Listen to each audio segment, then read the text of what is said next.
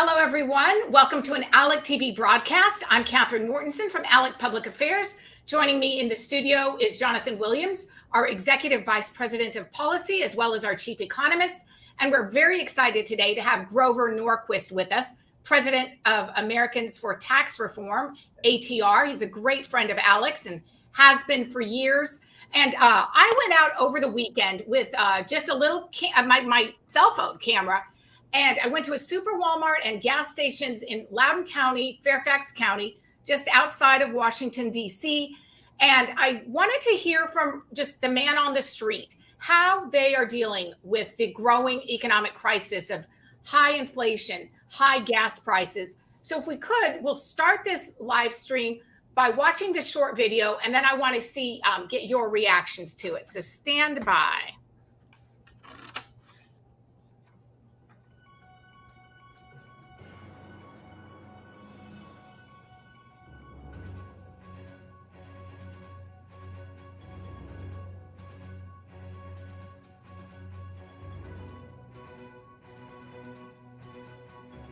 How are you being impacted by the higher gas prices and inflation and costs for groceries? Well, everything that's expensive, like gas is very expensive, and the salaries is the same. They're stuck. They don't give you more money, and well, that's hard. And has your family had to do anything differently as a result? Well, we just need to work like more because everything is going up, rent, everything. It's taking its toll with the income, everything that we're doing. You know, just to come to the grocery store, we're down to one car. We've sold one car. We're starting to see that we need to not buy things we're used to. We have stopped going out to eat. Not sure what I'm doing for my 71st birthday. At this point, I think I'm cooking. But that's to help with saving money because I don't know what's coming. Me and my wife, we had 3 cars, 1 SUV, and we had to sell it because of the gas. This makes it so I can't see my family, or I don't have the financial ability to do that. On top of like gas stations for a pack of drink, and like potato skins cost $8. Are you kidding me? That's ridiculous. I mean, it means that I can't travel. Like, I have friends wanting to sell their cars and just ride bikes for the time being. Had a chance to say something to our elected officials.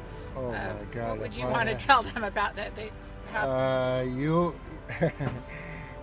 can't even record it. It's that bad. We have the worst government possibly in the history of the country right now. They have to do something to the price or the cost is going down because everything is just going up. We need change. So I'm here at my neighborhood gas station, $5.27 a gallon for gas, highest I have ever paid in my lifetime. So my money saving trick is to just put 2 or 3 gallons of gas in here, enough so that I can make it to Costco up the road, where I will spend about 20 to 30 minutes in line for a fill up, and I'll save about 30 to 40 cents on each gallon of gas.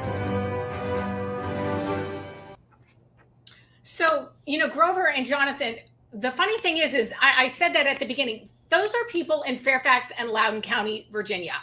And they're dealing with people have gotten rid of their cars. One guy, he said he drives up from Richmond to visit his parents here in Fairfax County. He's not, he's like struggling. He doesn't know if he can do it anymore. What is your reaction to some of the voices of what we're hearing there? Grover, I'll let you go first. Well, inflation is higher than average wage increase. So most Americans are actually moving backwards. They're losing. They are poorer than they were before Biden was president. And the challenge is that everything that got us the inflation and the weak economy, higher spending, the war on energy, making it difficult to have pipelines and look for new energy, regulations, tax increases, threatened tax increases and regulations. That's what gave us the problem. And Biden's answer is more of the same.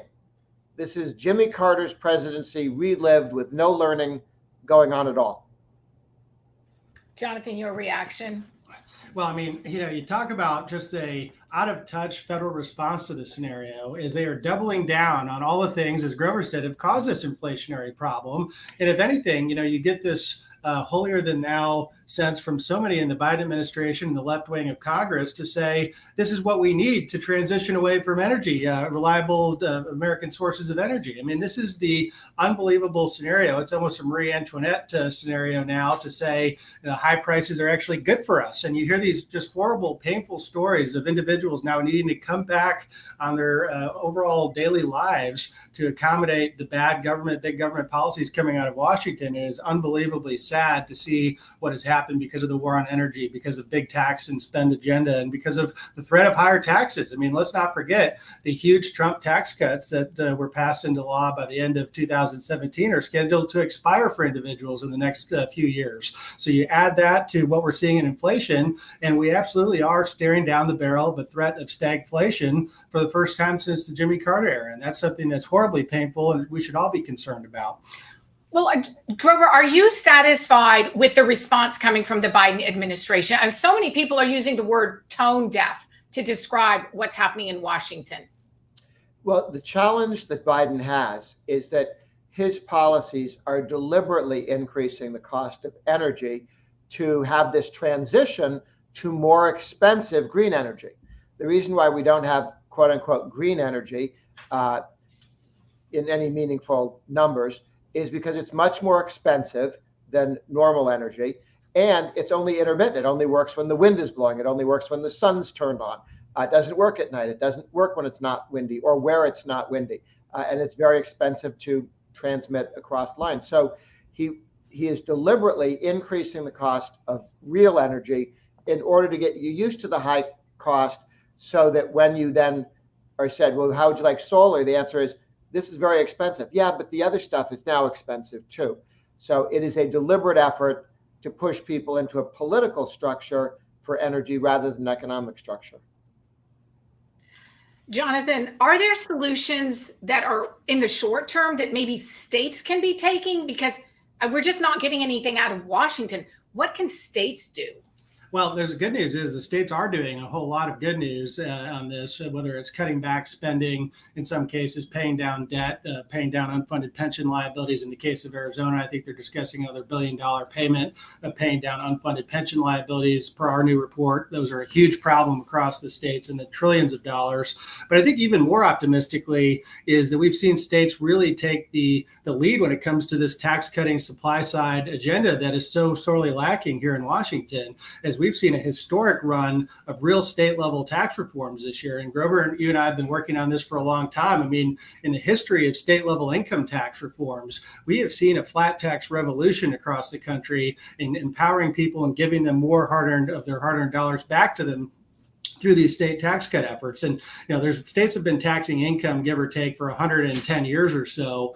And during that whole first 110 years, we saw, I think, a grand total of 4 states that went from these progressive tax systems that tax you more, the more successful you are, to flat taxes. One of the most recent being North Carolina and Utah. Those are great states that have moved up tremendously in our rich states, poor states competitiveness rankings. But just in this session, in 2022 alone, we've seen 4 new states enter the flat tax club and move from progressive systems to flat tax rates. And we're talking about substantial tax relief in the short term now that those taxpayers have to at least counteract some of the horrible policies coming from Washington. So that is a bit of cheerful news, and otherwise what is pretty doom and gloom these days around the economy.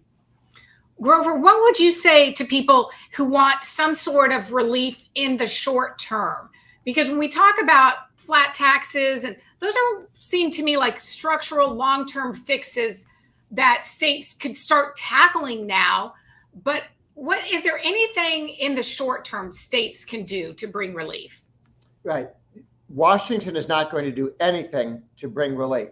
As long as you have President Biden there, he's committed to the policies that brought us the inflation, the stagflation. So that's not changing. But at the state level, we are seeing opportunities because of the pandemic. More states have made it easier for people to move their occupational licenses from one state to another. And that's something that we've been asking for 40 years. And it really sped up as a result of the pandemic and people moving states more easily than they did in the past. People realize you can work from home. Home can be 100 miles away or 300 miles away from where the office is, and allowing telemedicine. A lot of the states and the federal government lightened up on rules that made telemedicine more difficult. Obviously, if you don't want everybody face-to-face all the time, telemedicine, telemeetings are a great way to do things. And then, of course, some states are cutting taxes on groceries, sales taxes on groceries, as a way to drop prices a bit. But anytime you have a tax cut, when you move, there are 9 states that have no income tax. There's a little asterisk on New Hampshire because they, for the next 4 years, they still tax dividends and interest, but they've actually passed a law to get rid of it. So 9 states, no income tax. There are 8 states that have a single rate flat tax. Flat taxes are difficult to raise because you have to look everybody in the eye. Illinois, their flat tax is under 5%. You think it'd be crazy 10, 12 like California or New York or New Jersey. Instead, it's under 5. It's 5 in Massachusetts, also very left of center state. Why? Because you have to look at everybody in the eye and say, I'm going to raise all of your taxes. And when you do that, a lot of good ideas don't pass the laugh test. And when you say it's time to cut taxes, everybody benefits from a tax cut if you have a single rate tax. So moving more states first to a single rate tax and then ratcheting it down to 0 is exactly the way to get rid of those income taxes and make each state more competitive with others. And eventually California and New York will look around like islands and they'll have to move in with the rest of us and reduce their taxes. And Jonathan, you've been working closely with lawmakers all over the country, but most recently in Virginia. Governor Youngkin has a budget on his desk that would bring some of these short-term relief, the ideas that Grover's talking about. What is Governor Youngkin looking at, and how would it help the people of Virginia? Well, it's a potentially huge boon for taxpayers here in Virginia, some of those very affected taxpayers that you were talking to this weekend in Northern Virginia, by giving them real relief in terms of rebate checks, for instance, that provide that offset to the Biden inflation that we're seeing at the federal level. But also, we're talking about substantial reductions here. We're talking about per couple something like $500. That's enough to at least cover some of these higher gas bills and some of the higher grocery bills for the short term. But I think then the short-term, long-term, kind of all the above approach is, some of these flat taxes that Grover talks about as, I think, the right way to go about taxing at the state level. These 4 states that became flat tax states this year, when those new rates take effect, in some cases even January 1st of next year, those taxpayers in the states will get the effect of having lower withholding out of their paychecks immediately when those new rates kick in. And so that can be some effect of the tax cuts in those states, even in January, even as the phase-in continues, as we work to, let's say, eliminate the income taxes and join the 9 states without income taxes. I was thinking, as you were talking, Jonathan, we hear a lot that, we have a certain segment of our population who don't pay any federal income taxes, so they don't have any skin in the game. And how do we message to those people and help them?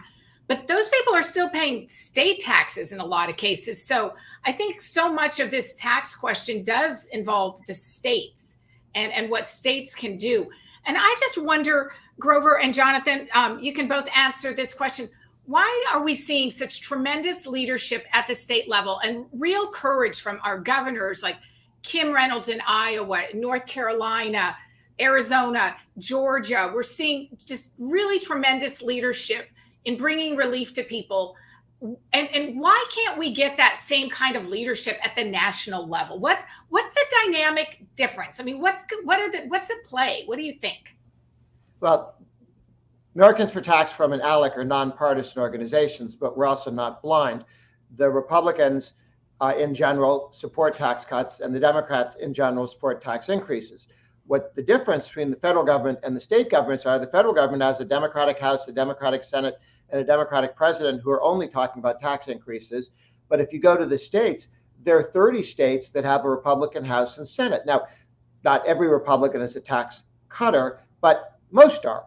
And you have 28 Republican governors. And so when you overlay the 28 governors, the 30 state legislative bodies that are all Republican, you've got 23 states where they're all in the same party and they all want to go in the same direction. They can have arguments about how quickly and how much. But when Mississippi got together and started to phase out to zero, which is now passed. They go about a third of the way in the next 3 years. They got 104 votes, 100 votes for and only 4 votes against phasing the income tax to zero in Mississippi. So you see strong votes in Iowa, both houses, the governor. She had the leadership of the governor in the House and the Senate leader. Arizona, Ducey and the Republican leadership in the House and the Senate, all working together to get to a single rate and then to a flat rate tax. North Carolina, they've been doing this for 10 years with state legislative leadership that work with each other, that talk to each other, and sometimes they had a Republican governor who would sign their bill. Sometimes they have to override the Democrat governor. But the state legislators themselves have been driving that policy for 10 years. And 6 years from now, there will be no corporate income tax. And 6 to 8 years, there'll be no income tax in North Carolina. Well, Jonathan, did you want to answer that? Sort of what or if you could play off that. A good policy make for good politics. So in other words, these tax cutting lawmakers, do they benefit when they go to the polls? I mean, who do we see there? Yeah, no doubt. I mean, they're great things to run on if you're an elected official, Yeah. Republican, Democrat. Otherwise, we see Democrat tax cutters in some cases, as Grover pointed out, in North Carolina, they went along with what the Republican legislature did to actually phase out the business income tax altogether. That would be a really important point across the country, that this is a building bipartisan consensus of lower income tax rates and more competitive economies are good for everyone. But I do think, one of the big differences between state and federal government is you have real leadership at the state, so the chief executive level, the legislative leader level. I mean, looking at Mississippi with ALEC board member Philip Gunn pressing this for a number of years on complete elimination. You have President Karen Fann in the Arizona Senate, President Vince Leach out there in Arizona, John Wills in Iowa, Jason Sain in North Carolina. Just down by the state, you have legislative leaders that are willing to just take with it and run with this over a course of years. It doesn't happen overnight, some of this good policy. But then, I think the other big difference is, Washington, D.C. doesn't even pass a regular budget anymore. At the state level, 49 out of the 50 states are required to at least attempt a balanced budget. And so getting to the brass tacks of it and restraining spending and using available resources to cutting taxes, I think that's a good forcing function to have real rules in place like the states do to balance their budget, keep their fiscal house in order. Or you look at some place even like Colorado that you're very familiar with, Kat, that has the Taxpayers' Bill of Rights in the state's constitution, something that Grover and I have been big fans of over the years that has limited the growth of government. And guess what? This year, even with the liberal control of state government in Colorado, taxpayers are going to receive something like a $400 rebate because of the Taxpayer Bill of Rights and the really restraining of big government spending because of rules like this at the state level. Yeah, no, Tabor was fabulous. I served on my city council in Southern Colorado for 4 years. And yeah, Tabor was always the big question. And I remember our city administrators, not the elected officials, but the administrators were always opposed to it and telling us how bad it was. And I was new to government then, and I didn't fully understand Tabor, but I thought, well, why do they hate it so much, But then Jonathan explained, because it constrained them, right? The professional class in government really hated it. Before we go, Grover and Lee, I want to ask you, Grover, you can go first. Do you think that our economic crisis in this country has reached a point where state governors need to call their legislators back into session for emergency sessions this summer to address the problems of just these everyday voters that we spoke to over the weekend? Is that something that could or should happen? And if so, what 2 or 3 things would you think that governors and lawmakers at the state level could do if they were called into session? Well, you're certainly seeing that now in Oklahoma. A number of states are thinking about it.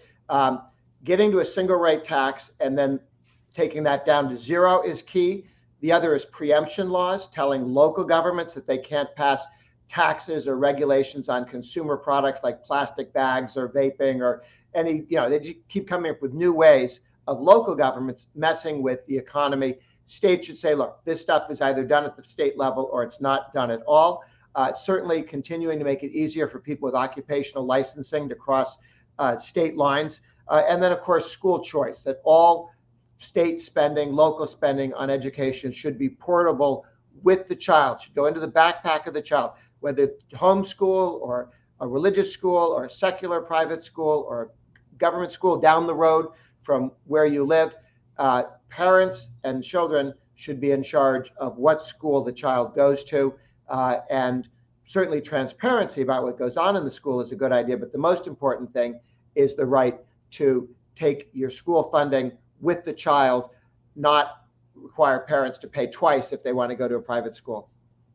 Well, here on all those things. Those are great ideas. I would just pose a couple of others in addition to that. And, one is, clearly addressing some of the pension issues that are out there. It's an anti-inflationary measure, and states are awash with cash with some of the federal dollars and state level surpluses that we're seeing, especially in the states that rank well in rich states, poor states, and have kept their economies open and competitive from a tax perspective. But paying down pension debt is a great idea. But as well as, we look at one of the big problems that's building out there with the Federal Reserve action is the huge collapse in some of the real estate markets across the country. We need to address some of these out of control property taxes. And the way to do that, I think, is through the ALEC model truth in taxation policy that Utah and Kansas and Nebraska more recently have on the books to address this inflation-driven problem where local governments are growing. They're blaming it at the state level, but they keep growing at the local level. There needs to be real accountability there to address this, because otherwise, that's only going to add to this decline in so many of the real estate markets across the country. Well, okay, so I am directly impacted by that. My home value keeps going up and up and up, which, hey, that seems really good, right? But my property taxes keep going up. So would that address what I'm facing? Absolutely. Yeah. Okay. Yeah. And it really gets to the honesty gap. What happens, because what happens is local officials raise your assessment based on the market rates. Right. They look at you square in the face and they will say, we held the line on property taxes this year, but you see your bill is $1,000 more than it was the year before. How is this the case? Yes. It's because nobody in Yes. many cases ever votes on these assessment-driven tax increases. And what we need to say is local governments in their spending and taxing ways are the drivers of this assessment tax increase problem. And so we need to have real accountability and people just being honest to say, if we want to collect more revenue, we're going to take those votes at the local level to take it and then let voters sort it out at that point. But don't pass the buck and blame the state level officials for what the problem is, and that's local overspending. Catherine, a lot of state legislators are to blame for this problem because they go to a city that's got spending too much money and they say, we'll help you out. We will give you money so that the property tax doesn't go up. What they're doing is subsidizing failure. They're subsidizing the city that refuses to rein in its spending. And so the property tax is still too high, but some of it's paid for by the state. And then every time the city overspends, they turn and look at the state legislators and say, it's your fault if property taxes go up because you're supposed to bail us out. And we need states to put spending limits on how much cities can spend and towns can spend so they can only grow a certain amount. And they need to raise their own taxes and face their own voters, and having the state pay for city mismanagement just encourages more mismanagement. Is there anything that either one of you want to add just before we close out about this this growing economic crisis facing Americans? And go, Jonathan, you can go, and then Grover, I'll give you the last word. Yeah, it's one of the most predictable things that we could have, long ago. Grover's been talking about this. We've been talking about this. The big government agenda and the threats for tax increases and the war on energy have combined to give us this stagflation problem that we're facing down.